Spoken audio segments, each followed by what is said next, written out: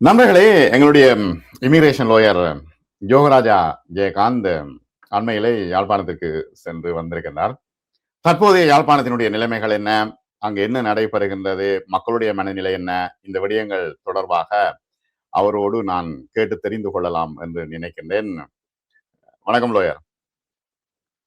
வணக்கம் வணக்கம் திரு என்எஸ் அவர்களே. வணக்கம். கிட்டத்தட்ட 1.5 மாதம் நீங்கள் இலங்கையில இருந்தீங்கள். திருவிழாக்கள், நயினாதீவு திருவிழாக்கள், அங்க இருந்து பேஸ்புக்ல பார்த்தேன் உங்களுடைய போஸ்ட்கள் எல்லாம் இருந்தது. போற நேரத்துல இமிகிரேஷன்ல எப்படி இருந்தது? ஒரு பிரச்சனையும் இல்லை. ஆனா வெளிநாட்டுல இருந்து வாராக்களுக்கு இமிகிரேஷன் கெடுபிடிகள் இருக்கின்றன என்று நான் கேள்விப்பட்டிருக்கின்றேன். நான் இப்ப 2 வருஷமா 1 வருஷம் நான் போகல. அவை எப்படி இருக்கு நிலவரங்க?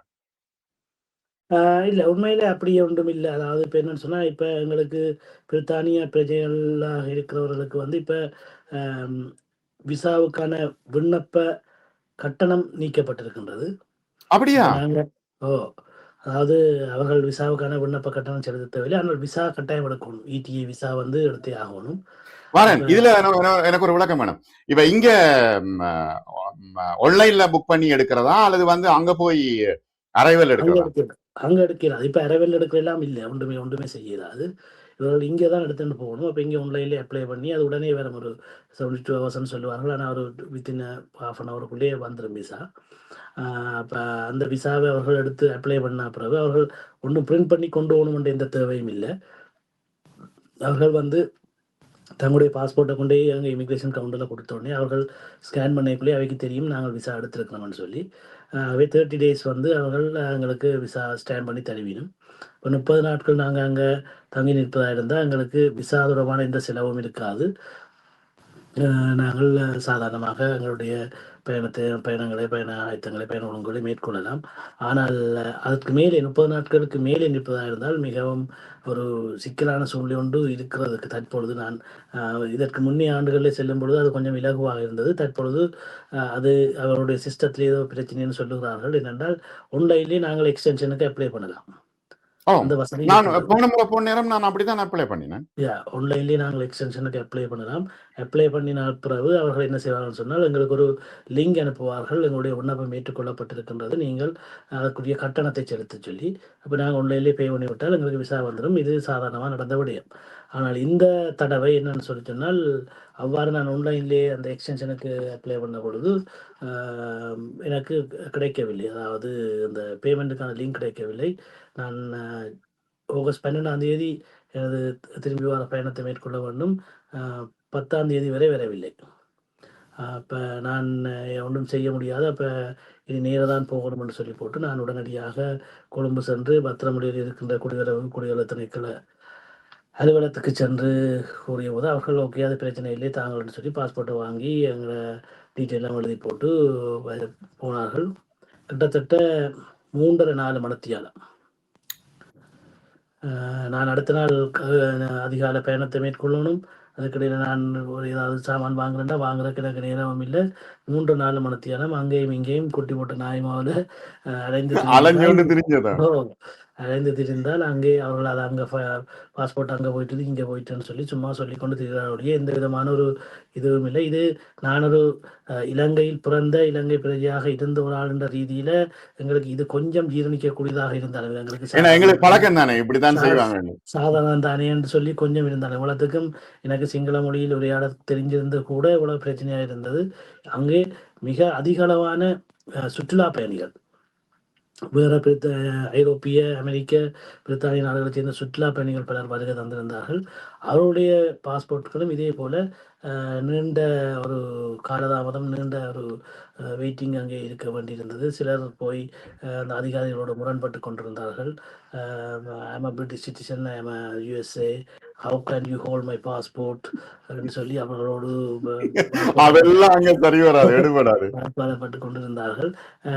அதன் பின்னர் நான் அதில் இருந்து எடுத்துக்கொண்டு இந்த பாஸ்போர்ட் கிடைத்த பிறகு தப்பினேன் பிழைத்தேன் என்று சொல்லி நான் பாஸ்போர்ட்டை கொண்டு வெளியிலே வந்து முதலாவது அவங்களுக்கு இந்த நெட்வொர்க் பிரச்சனையா இருக்கும் உண்டு. அல்ல ரெண்டாவது உங்களை செக் பண்றாங்களா தரவா? செக் பண்ணலாம். அதுல எந்த விதமான பிரச்சனையும் இல்லை. அது ஆனா சரி. இப்ப என்னன்னு சொன்னா, நாங்க வந்து ஒரு எக்ஸ்டென்ஷனுக்கு தானே போட்டிருக்கிறோம். ம். அப்ப நாங்க வந்து ஃபர்ஸ்ட்டா விசாக்கு அப்ளை பண்றோம்னு சொன்னா, எங்கள கட்டாயம் கூட செக் பண்ண வேண்டியிருக்கும். இப்ப எக்ஸ்டென்ஷனுக்கு போறதுக்கு நாங்க ஆல்ரெடி எங்களோட டீட்டெயில்ஸ் அவகிட்ட போய் அத அக்செப்ட் பண்ணப்பட்டு எங்களுக்கு விசா வந்தா பிறகு, எக்ஸ்டென்ஷனுக்கு போயக்குள்ள அந்த ஸ்டேஜுக்கு போய் அவ்வளவு தூரம் 4 ஹவர்ஸ் வெயிட் பண்ண வேண்டிய தேவை இருக்கிறதுன்றது வந்து குறைவா இருக்கு. இப்ப நான் அது என்ன அதுண்ட ப்ராசஸ் எப்படின்னு சொல்லி நான் நேரா போய் அந்த அந்த ஆஃபீஸரோடயே போய் கதைச்சேன்.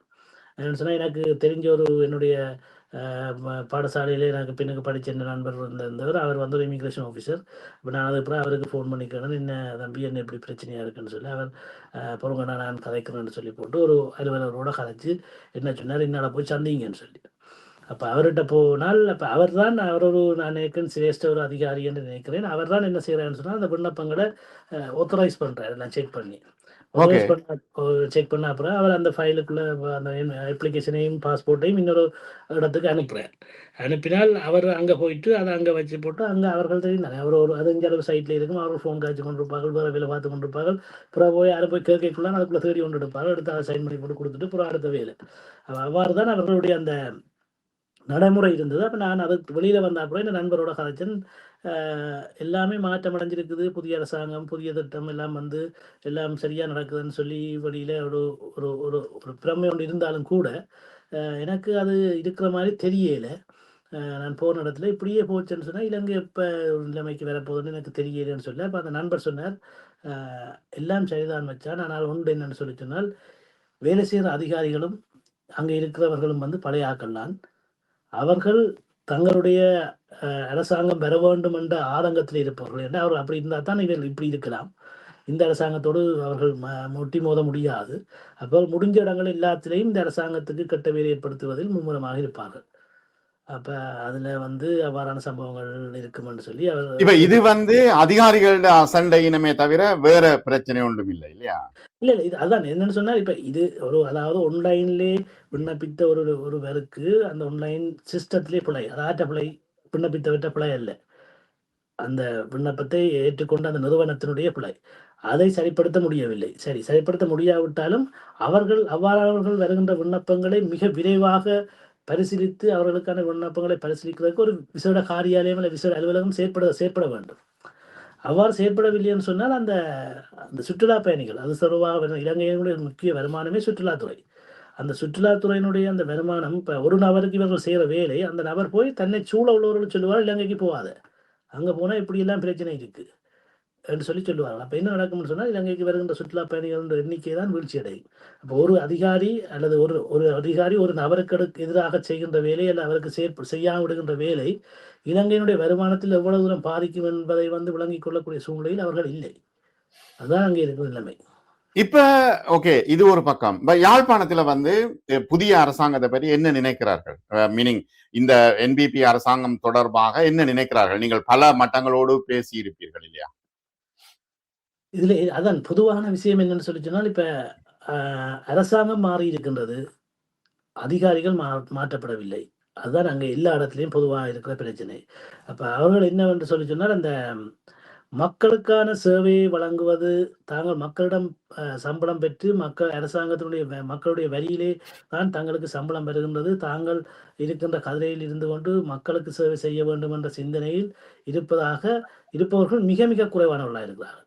அவ்வாறான சிந்தனை இருப்பவர்கள் மிக மிக குறைவானவர்களாக இருக்கிறார்கள். அப்ப அவர்கள் என்னன்னு சொன்னால், தாங்கள் அதிகாரிகள் என்று சொல்லியும் தாங்களுக்கு ஏதோ ஒ அதிகாரம் கடவுளாலே வழங்கப்பட்ட ஒரு அதிகாரம் போன்ற ஒரு சிந்தனை போக்கில் இருக்கிறார்கள் ஒழிய, மக்களை அணுகி மக்களுக்கான தேவைகளை பூர்த்தி செய்ய வேண்டும் என்ற அந்த நோக்கம் என்பது மிக குறைவாக இருக்கிறது. நான் உதாரணத்துக்கு ஒன்றை சொல்லுவேனா என்றால், அ நைனாதீவை பொறுத்தவரையிலே எனது சொந்த இடம் நைனாதீவு. நைனாதீவை பொறுத்தளவிலே அம் படகு போக்குவரத்து இருக்கிறது. ம், அ ஒரு துறையில் புங்குடுதீவு குடியேற்றுவான் துறையிலிருந்து நயினார் துறைக்கு படகில் தான் செல்ல வேண்டும். கிட்டத்தட்ட 15 கூடினால் 20 நிமிடம் தான் அந்த படகு சேவை, படகு பயணம். ம். மிக குறுகிய படகு பயணம். அது அவர்கள் விரைவாக செல்வார்கள் இன்னும் விரைவாக போய்விடலாம். ஒரு ஆழமான ஸ்பீட்லயே போவார்கள். அப்ப 20 நிமிடம் எடுக்கும்.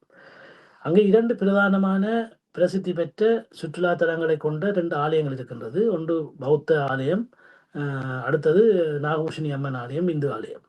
இந்த 2 ஆலயங்களுக்கும் அதுக்குள்ள இப்ப குறைந்தது திருவிழா காலம் வேற. திருவிழா காலம். அதோட வந்து என்னன்னு சொன்னால், அம் பாடசாலை விடுமுறைகள் அல்லது இப்ப பொஷன் அந்த என்ன பருவங்கள்ன்னு சொன்னால், சிங்கள சுற்றுலா பயணிகள் அல்லது சிங்கள அடியார்களுக்கான குறைவு எண்ணிக்கை மிக அதிகமாக இருக்கும். அ அப்போ குறைந்தது ஒரு நாளைக்கு ஒரு 4000, 5000 பேர் வந்து போவார்கள். அப்படியா? ஓ! அப்ப இவ்வளவு பேரும் வந்து போகின்ற பொழுது, அந்த படகு சேவை என்பது எனக்கு இப்பொழுது 52 வயதுன்னு சொல்லி சொன்னா, நான் 2, 3 வயசுல பார்த்த அதே படகு தான் இன்றைக்கும் இருக்கு. உண்மை, உண்மை. நானும் போயிருக்கிறேன் அதுல. சரிதான். அப்ப அதே ஸ்டைல், அதே சிஸ்டம், அதே படகு சேவை அந்த தான் அந்த இன்றைக்கும் பலகை அடிச்ச படகு. அது இருக்கு. தலையெல்லாம் முட்டும், இடைக்குள்ள ஓ! இறங்கி ஏறணும் அதே இப்ப படகு. அதுல வந்து என்னன்னு சொன்னால், அதுல ஜாக்கெட்ட போட்டுக்கொண்டு எல்லாரும் உள்ளுக்கு இறங்குவாங்கள். அவ்வளவு பேரும் ஜாக்கெட்ட போட்டுன்னு இறங்கினாலும், போடாம இறங்கினாலும், இடையில ஏதாவது நடந்தா ஒருத்தரும் வெளியில வராது. உண்மை, உண்மை, உண்மை. எக்ஸிட்டே இல்ல அதுல. ஓ! அப்ப ஒருத்தருமே வெளியில அப்ப அவ்வாறான ஒரு ஆபத்தான ஒரு படகு சேவை அங்கு இடம்பெற்றுக் கொண்டிருக்கிறது. இலங்கையில் இருக்கிற எல்லா இன மக்களும் வந்து போகின்ற ஒரு இடம். அப்ப ஒரு குறுகிய படகு சேவை படகு பயணம் உள்ள ஒரு தூரம். இத வந்து சரியான முறையில அணுகி, இதுக்கு சரியான தீர்வ வழங்குறதுக்கு கடற்தொழில் அமைச்சரா இருக்கலாம், அதிகாரிகளா இருக்கலாம். யாருமே வந்து அ அ ஒரு ஒரு அக்கறை தங்களுடைய அந்த கரிசனை தங்களுடைய அந்த அதிகாரத்தை காட்டுகின்றார்கள் இல்லை. பயன்படுத்தி மக்களுக்காக சேவை செய்றதுக்கு அவர்கள் முன்னிக்கிறார்கள் இல்லைன்னு சொன்னா, அவர்கள் ஒவ்வொருத்தரும் ஒவ்வொரு அதானே நவீன படகுகள் எல்லாம் இருக்குது. இப்ப ஜப்பான்கிட்ட கேட்டாலே ஒரு படகை குடுத்துரும். அல்லது ஸ்வீடன்கிட்ட கேட்டாலே ஒரு நல்ல அழகான படகை குடுத்துரும். அது சின்ன விஷயமே. ஏன் இது அவ்வளவு பெரிய இறுக்கமா இல்ல வச்சுக்கிறாங்க? அதான் இப்ப என்னன்னு சொல்லி சொன்னால், இவர்கள் எப்படி யோசிக்கிறார்கள்ன்னு சொல்லி சொன்னால், இப்ப ஒரு நாளைக்கு 10,000 பேர் வந்து போயினும், அல்லது 5,000 பேர் வந்து போயினும்னு சொன்னால், அந்த மக்கள யோசிக்காம, அந்த படகு வைத்திருக்கிறவர்கள் யோசிக்கிறார்கள். ஓகே. இது பிரைவேட்டா? நோ. Private okay. பிரைவேட்டா கிட்டத்தட்ட நைனாவிலே ஒரு 35, 40 படகு இருக்கு. ஓகே. எது பிளாஸ்டிக் போட்டா? பிளாஸ்டிக்ல நாங்க பயணிக்கிற பயண படகுகள். அதுல 35, 40 இருக்கா? ஓ! அத நான் சொல்றேன். கட்டி விட்டா நடந்து போலாம். இப்ப எனக்கு 2 படகு தானே தெரியும். அந்த நேரம், போன நேரம். ஓகே. இல்ல, நான் கிட்ட போவே இல்ல. இல்ல. ஓகே. இல்ல. அது 35, 40 படம் இருக்குது. அவையே அந்த என்ன டைம் டேபிள் படி ஓடுமினம். இப்ப அதுல என்னன்னு சொன்னால், இப்ப அந்த படகு உரிமையாளர்களுக்கு அரசாங்கம் செய்ய வேண்டிய வேலைன்னு சொன்னால், அவர்களுடைய படகுகளை அ கண்டம் பண்ணி போட்டு, அவர்களுக்கான கடன் உதவிகள செய்யணும். நீங்கள் நவீன படகுகளை கொள்வன செய்யுங்கள் என்று. ம். அப்ப அதுகள செய்தா தான் நாடும் அபிவிருத்தி அடையும். மற்றது வந்து ஒரு குறுகிய கடற்பயணம், அழகான படகுகள், பாதுகாப்பான பயணம் என்று சொல்லி சொன்னால், மக்கள் சந்தோஷமா போவார்கள். ஒரு நீண்ட கடற்பயணம்னு சொன்னா கொஞ்சம் பயமா இருக்கும். உண்மைதான். இதுக்குள்ள நெடுந்தீவ வந்து சுற்றுலா தலமாக மாற்ற போறாங்களாம். இல்ல நெடுந்தீவு வந்து என்ன பிரச்சனைன்னு சொன்னா, நெடுந்தீவுக்கு ரோட் டெவலப்மென்ட் அத்தாரிட்டியால தான் படகு சேவை இடம்பெறுது. ஓகே. யா. அது வந்து முற்றிலும் இலவசமான படகு சேவை. அப்படியா? ஓ! அப்ப அந்த முற்றிலும் இலவசமான படகு சேவைன்னு சொல்லி சொன்னால், அதுல வந்து குமுதினி, வடதாரகை, மற்றது வேற என்ன 2 3 போட் இருக்குது. அது பெரிய பெரிய போட்டுகள். அப்ப அது வந்து கொஞ்சம் பாதுகாப்பான பயணம். அப்ப அந்த இதில தான் அவர்கள் போய் வாரார்கள். அத விட சுற்றுலா பயணிகள் இந்த நயினாதீவு போட்டுகளை ஹயர் பண்ணி கொண்டும் போய் வரினும். அத போய் வாரதுக்கு. இப்ப இங்க இருந்து நயினாதிலிருந்து நாங்க பிரைவேட்டா ஹயர் பண்ணி கொண்டும் போகலாம். ரூ. 5000 ரூ. 6000 ஒரு ஆளுக்கு ஒரு போட்ட ஹயர் பண்ணி கொண்டு போறதுக்கு, இங்க இருந்து அங்க போறதுக்கு. அதவிட நெடுந்தீவுக்கு இது 30 35,000 சொல்லி கேள்விப்பட்டேன். அப்ப அவ்வாறான நிலைமைகள் இருக்குது. அதான் என்னன்னு சொல்லி சொன்னால், இப்ப நாங்கள் குறை சொல்வதற்கின்றதுக்கு அப்பால, அத தரம் உயர்த்துவதற்கான முயற்சிகள் வந்து ஒழுங்குபடுத்தலாம். ஒ அதான் ஒரு ஒழுங்குபடுத்தலாம். ஒரு சின்ன அது விஷயம். சின்ன விஷயம். லேசான விஷயம். அது வந்து என்ன? அத வந்து மக்களுக்கு பாதுகாப்பான பயணத்தை ஏற்படுத்தி கொடுக்க வேண்டும் என்ற அந்த சிந்தனை மனப்போக்கு வந்து வரணும் எல்லாருக்கும். அது வந்தா தான் உண்மைதான். செய்யும். உண்மைதான். இப்ப நீங்க வந்து நயினாதீவுல பிறந்த இந்த காரணத்தினாலயும், அங்க போய் நின்ற இந்த காரணத்தினாலயும், இது வந்து ஒரு முக்கியமான மன உணர்வா சொல்றது எனக்கு புரியுது. உண்மைதான். நிச்சயமா. அடுத்து வந்து மக்களுடைய வாழ்க்கை தரம் எப்படி இருக்குது இப்ப? வாழ்க்கை தரம் வந்து இப்ப சும்மா சாதாரணமா நாங்க வெளியில பார்த்தோம்னு சொன்னா, சுற்று கட்டடங்கள் அது இதுன்னு சொல்லி எல்லாம் அ புதிய புதிய வீடுகள், எங்கேயும் புது வீடுகள் கூடுதலாக வெளிநாட்டில் இருக்கிறார்கள் எல்லாரும் வந்து தங்களுடைய அந்த இடங்களில, தங்களுடைய சொந்த இடங்கள்ல அல்லது காணிகள வாங்கி புதிய புதிய வீடுகள் அமைச்சிருக்கிறார்கள். கூட வீடுகள் எல்லாம் பூட்டி பூட்டி தான் கிடக்குது. அவர்கள் கொள்ளைக்கு போய் நிக்கிற ஹவுஸ் தான், ஹோல்டே ஹோம்ஸ் தான். ஆனா மிகவும் ஆடம்பரமாக கட்டப்பட்ட வீடுகள் எல்லாம் இருக்குது. கோடிக்கணக்குல செலவழிச்சு கட்டுறாங்க. செலவழித்திருக்கணும். இப்ப அதுல ஒரு நெகட்டிவ் இம்பேக்ட் என்னன்னு சொன்னா, இப்ப இவர்கள் காணிகளை கண்மண் தெரியாத விலைகளுக்கு வாங்க வழிக்கிடும்பொழுது, ஊர்ல இருக்கிற மக்கள் காணிகள் வாங்க முடியாத சூழ்நிலைக்கு தள்ளப்பட்டிருக்கிறார்கள். உண்மை. அவை அங்க வாங்க முடியாத சூழ்நிலை ஒன்று காணப்படுது. அடுத்தது வந்து என்னன்னு சொல்லி சொன்னால், அ உழைப்புக்கான வாய்ப்புகள் வந்து அதிகம் இருக்கின்றது. ஆனால் பயன்பாடு மிக குறைவாக இருக்கின்றது. உழைக்கிறார்கள் இல்ல. எல்லாரும் வெளிநாட்டு சிந்தனையில இருக்கணும் இல்லையா? வெளிநாட்டு சிந்தனை என்று சொல்லி ஒன்று இருக்குது. அடுத்தது வந்து என்னன்னு சொல்லி சொன்னா, அந்த ஒரு இப்ப ஒரு ஒரு அப்பர் மிடில் கிளாஸ்ல இருக்கிறார்கள் தங்களோட குழந்தைகளை படிக்க வைக்கணும், டாக்டர் ஆக்கணும், இன்ஜினியர் ஆக்கணும்னு சொல்லி அந்த அதே மென்டாலிட்டியில பயணித்து கொண்டிருக்கணும். அதுக்கு கீழே இருக்கிறார்கள்ன்ற பிள்ளைகள் வந்து இப்போ என்னன்னு சொல்லி சொன்னால், சரியான ஒரு கைடன்ஸ் இல்லாம பாடசாலைகள்லயும் சரி, சமூக அமைப்பு மட்டங்கள்லயும் சரி, சரியான கைடன்ஸ் இல்லாம அந்த சமூக ஒழுங்கிலிருந்து பிறழ்ற தன்மைகள் கூடுதலாக வெளியில அவர்கள் பிழையான வழிகளில் செல்ற தன்மைகள் போதைப்பொருள் போதைப்பொருள் மற்றும் வேற இப்போ அந்த சமூக வலைத்தளங்கள், ஃபோன்கள் அது எழுதுறேன்னு சொல்லி வந்து ஆண்களாக இருக்கலாம், பெண்களாக இருக்கலாம், எல்லா பக்கத்தாலேயும் குடும்ப சிதைவுகள் கூட இதுக்குள்ள கணக்கு ஏற்படுது. அப்போ அதுகளுக்கான காரணங்கள் வந்து என்னன்னு சொல்லி சொன்னால், அந்த சமூக கட்டமைப்பு அல்லது இந்த சோஷியல் ஆட்டிடியூட் எல்லாம் இல்லாமல் போயிட்டு. இப்போ முந்தி நாங்கள் படிக்கிற காலங்களில் ஒரு சிகரெட் பத்துறேன்னு சொன்னால் அதை ஒழிச்சு கொண்டு எங்கே போய் பத்துறேன்ற ஒரு பெரிய பிரச்சனை. அடுத்தது மாஸ்டர்மாரை கண்டாலே நாங்க நடுங்குவோம் இல்லையா? சைக்கிளை விட்டு இறங்கிடுறது தானே. அப்ப பயம். இப்ப வந்து என்னன்னு சொல்லி சொன்னால், இப்ப மாசமே தான் பயம். சொன்ன வகுப்புகள்ல கொஞ்சம் காசா கதைச்சா இவர் வெளியில போவே பிரச்சனையா இருக்கும்ன்ற பிரச்சனை. அது என்னன்னு சொன்னால், அதுல நாங்க யாரையுமே குற்றம் சொல்ல முடியாத சூழ்நிலை இருக்குன்னு சொன்னால், அந்த சமூக இணைப்புன்றது இல்லாம போயிட்டு. இது எனக்கு மட்டுமன்னு யோசிக்கிற தன்மை வந்துட்டுது. நான் என் பிள்ளை என் மனசி என்ற வந்துட்டது ஒழிய எந்த சித்தப்பன் பிள்ளை, இந்த மாமன் பிள்ளை, பக்கத்து வீட்டுக்காரன் பிள்ளை என்று யோசிக்கிற தன்மை எல்லாம் இப்ப இல்ல. முந்தி வந்து அந்த ஒரு அன்பான ஒரு கிராமமா இருக்கும். கிராமமா இருந்தாலும் கிராமமும் ஒரு அன்பா இருக்கும் இல்லையா? எல்லாரும் ஒன்றோட ஒன்று தொடர்பு. ஒரு ஆள் கண்டுட்டு சொல்லி சொன்னால், இப்ப நாங்க போய் யாரும் வேற ஒரு ஆளுக்கு போய் ஒரு கடையில சிகரெட் வாங்கினாலே கடைக்காரன் போய் சொல்லிடுவாங்க, இந்த மகன் வந்து சிகரெட் வாங்கி கொண்டு போறாருன்னு. இப்ப அதெல்லாம் பிரச்சனை. அப்படி சொன்னா அந்த கடை நாளைக்கு இருக்காது, பத்த வச்சிருவாங்க. அடுத்தது இன்னொரு விஷயம் என்னன்னா, இந்த தமிழ் கட்சிகள் என்ன செய்கின்றன? அவை செய்யணும். அவை வந்து கட்சிகளாக இருக்கிறோடைய மற்றபடி இப்ப அதுல நாங்க பெருசா ஒன்றும் எதிர்பார்க்கறதுக்கு ஒன்றும் இல்லை, ஒன்றும் நடக்க போறதும் இல்லை. என்னன்னு சொல்லி சொன்னால், இது இப்ப இந்த எத்தனை 48ஆம் ஆண்டு சுதந்திரம் பெற்றது, 78ஆம் ஆண்டு எங்களுக்கு என்ன பிரகடனம் நடக்குது, தமிழ்ல பிரகடனம். அப்போ 48, 58, 68, 78 பிறகு அதுக்கு பிறகு இந்தியால தீவிர ஆயுத போராட்டம் 30 ஆண்டு நடக்குது. இந்த விழாகாலமும் இந்த 40லேருந்து இந்த இது மட்டும் இதே அரசியல்வாதிகள் இதே அரசியல் கருத்துக்களை முன் வச்சு இதே கதையை சொல்லி கொண்டு அதை வந்தவை. இப்போ இதில் போயிட்டு நாங்கள் இனி அவே புதுசாங்களை கொண்டு போயிட்டு தெரிவிக்கணும் அல்லது வாங்கி தெரிவிக்கணும்லாம் யோசிக்கிறதுக்கு ஒன்றும் இல்லை. இது நாங்கள் எங்களை மக்கள் தங்களை ஸ்டடிப்படுத்தி ஒருண்டப்படுத்தி முடிஞ்ச அளவுக்கு ஒரு கௌரவமாக வாழக்கூடிய சூழ்நிலை உருவாக்கணும் ஒழிய இந்த இப்போ இருக்கிற அரசியல்வாதிகள் வந்து ஒரு நாளும் எதையும் வாங்கித்தர போறதுன்னா வாங்கித்தர 7 ஆண்டு அவைக்கு வெளியில சொல்லிடாது. இப்போ சத்தம் போடாமல் இருப்பார்கள். இனி இப்போ அடுத்த எலெக்ஷன் வரையும் கூட புதுசாக ஒன்று துவங்குவார்கள். அவ்வளோதான். இப்ப பொருளாதாரம் எப்படி இருக்கு? இப்ப என்னன்னா, இப்ப முந்தியண்டா சந்தைகள் எல்லாம் இயங்கும், எல்லாம் தம்புளைக்கு சாமான்கள் எல்லாம் ஏற்றுவார்கள்.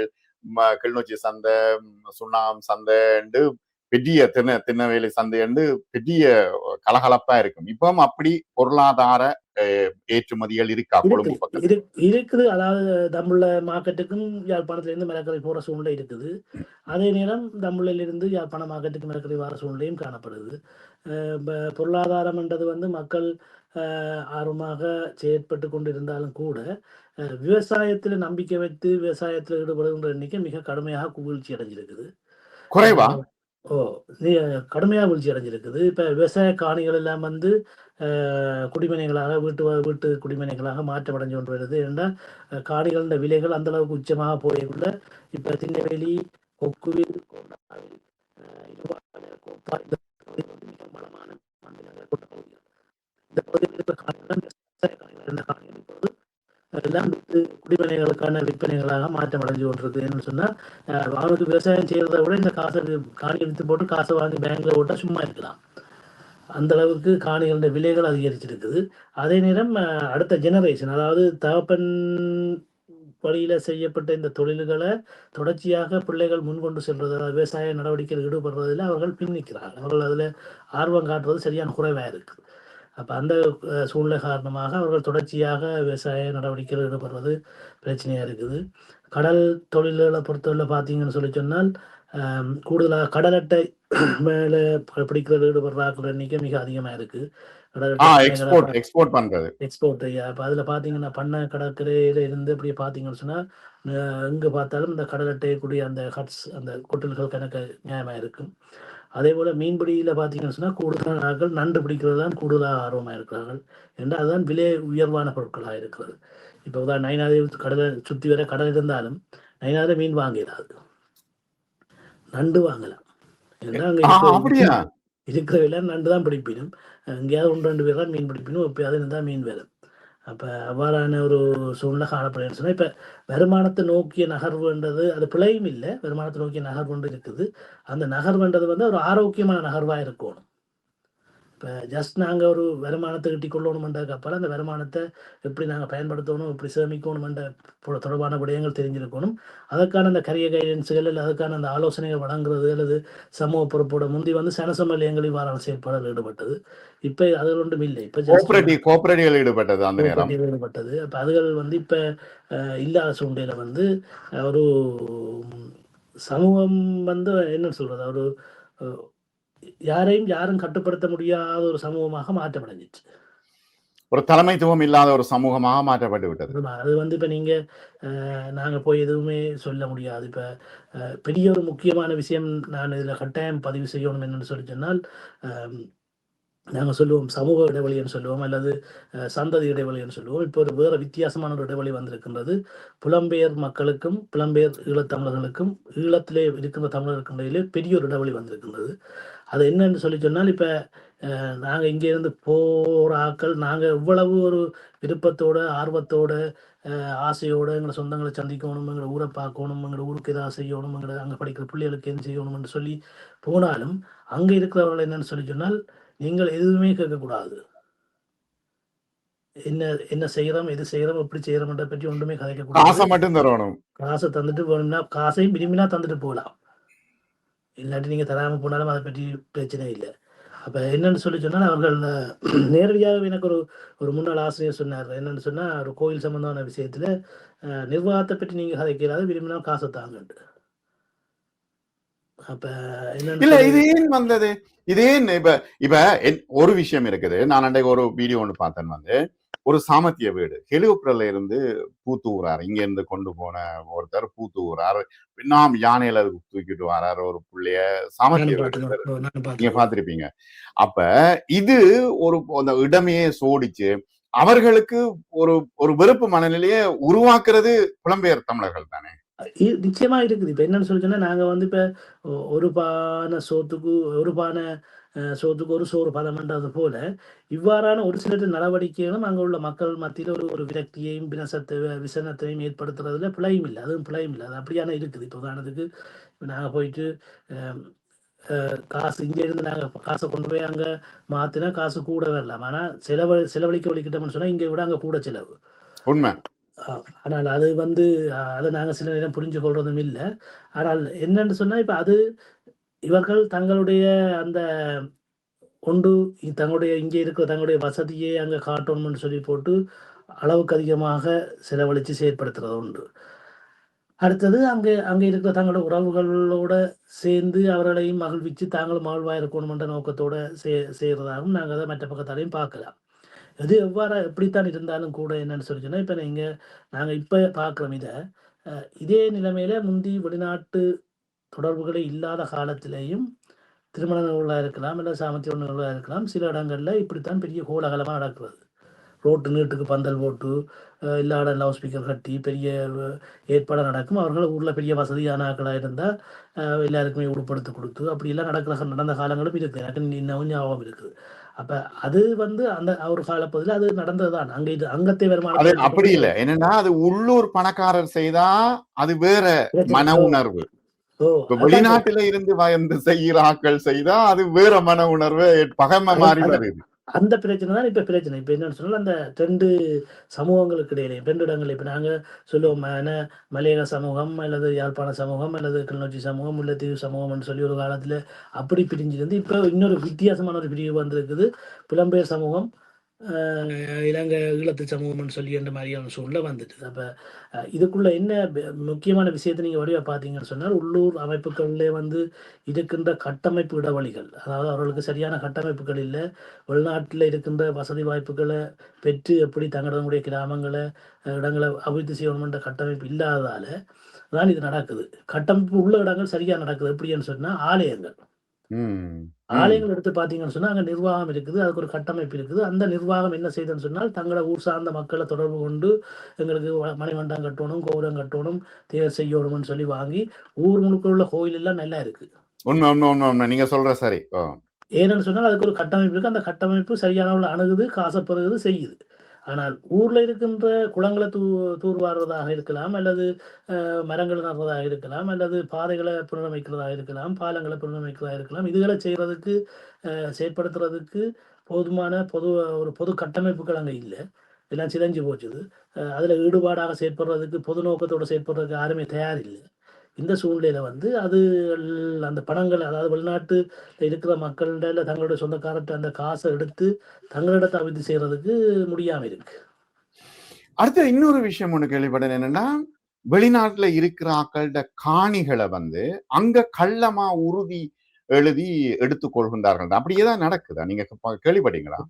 இல்ல அது முந்தி நடந்திருக்குது. இப்ப மிகவும் இறுக்கமான நடைமுறையில கொண்டு வந்திருக்கிறார்கள். இப்ப பவர் ஆஃப் அட்டர்னி குடுக்குறேன்னு சொல்லி சொன்னால், அவர்கள் அந்த ஃபிங்கர் பிரிண்ட் எல்லாம் குடுக்கணும். மற்றது அடுத்தது வந்து விக்கேலாது என்று எழுதணும்.